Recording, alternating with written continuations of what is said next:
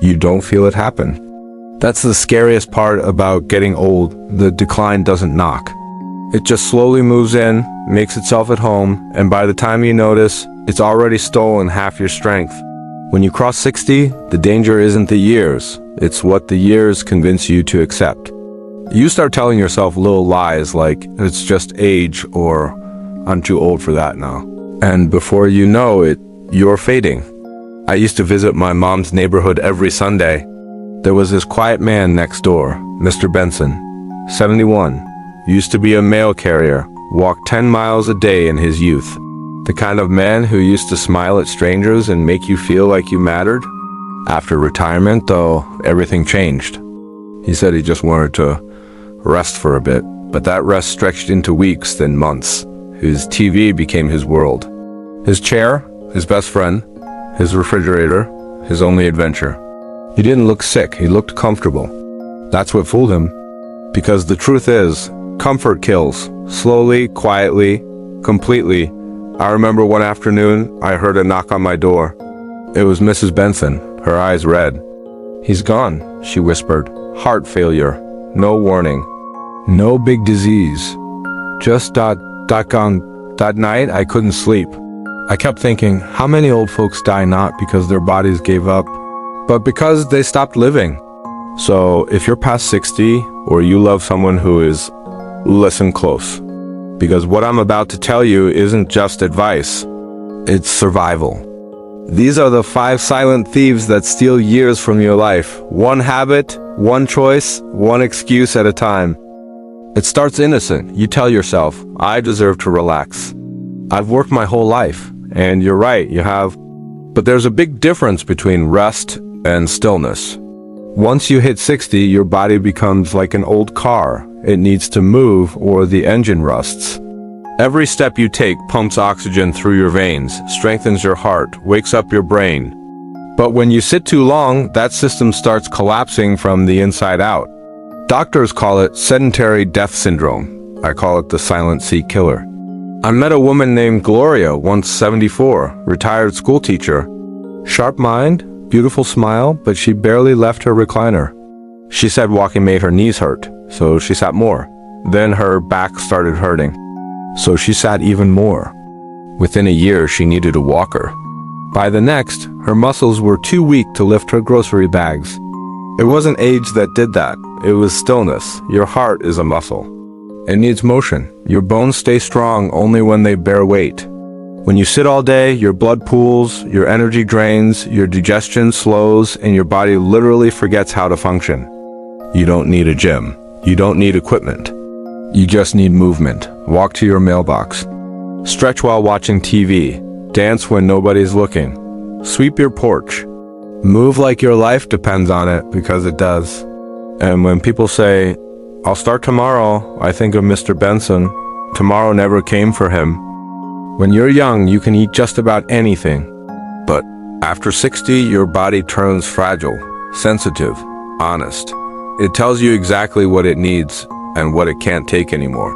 Most seniors ignore that voice. They keep seasoning their meals like they're still 40. Keep drinking sodas like they used to after lunch. Keep adding sugar to their coffee, saying, it's just 1 spoon. But here's what no one tells you. That 1 spoon becomes a slow poison. That extra salt becomes a ticking time bomb. I knew a couple, Martha and Ed, married 56 years.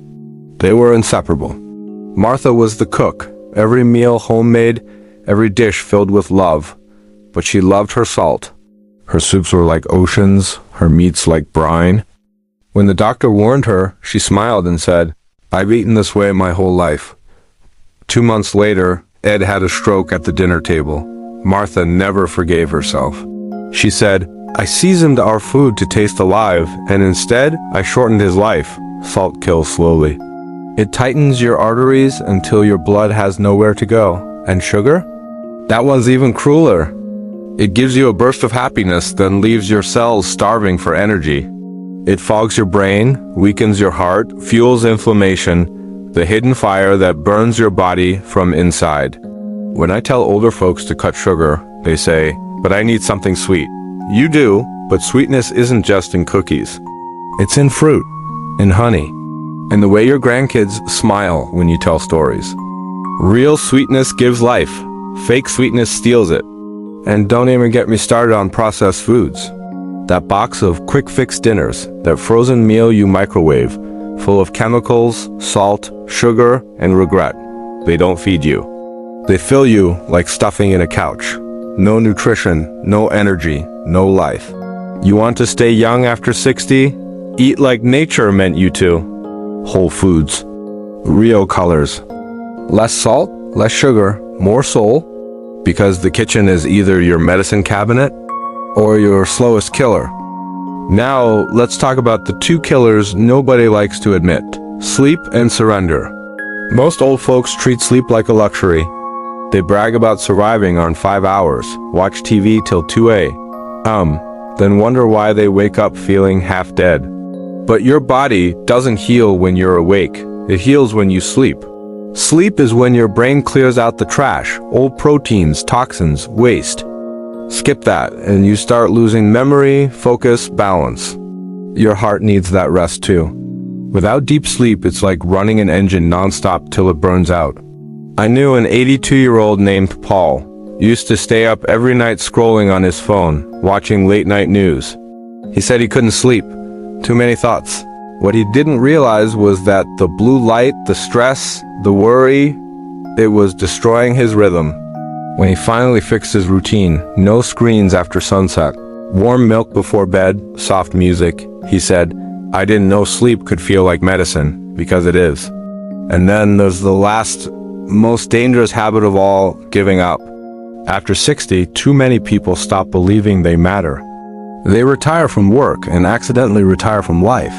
They say, I've done my part. They stop learning, stop laughing, stop chasing new memories. That's how you truly die before you die. I remember a lady named June, 85 years old, used to paint back in her 20s.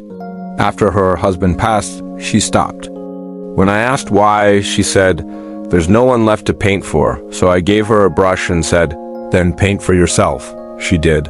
And with every stroke, color came back to her face. She smiled again. Her energy returned. A year later, she was selling her paintings at the local fair. She said, it feels like I found myself again. See, your body might age, but your spirit doesn't. If you let it sleep, it'll wither. But if you feed it with curiosity, gratitude, laughter, faith, it'll glow till your last breath. And that glow, that's what real living is. You see, growing old isn't the problem. Growing still is. If you're 60, 70, 80, you're not done. You're not a leftover story. You're a living chapter. Stand up, stretch, eat food that heals, not harms.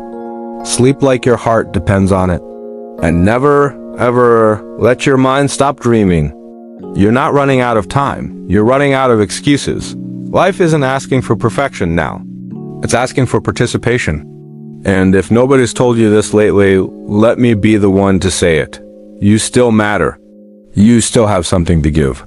And you still have time to rewrite your ending. So don't let those 5 habits, stillness, salt, sugar, sleeplessness, and surrender, steal your life before you're ready to leave it. When you cross 60, life becomes precious in a way it never was before. Every sunrise feels softer. Every laugh feels deeper. Every second heavier. But it's also fragile. So protect it.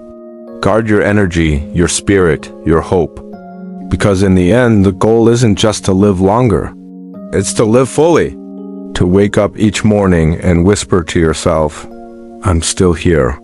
And that's enough reason to make today count.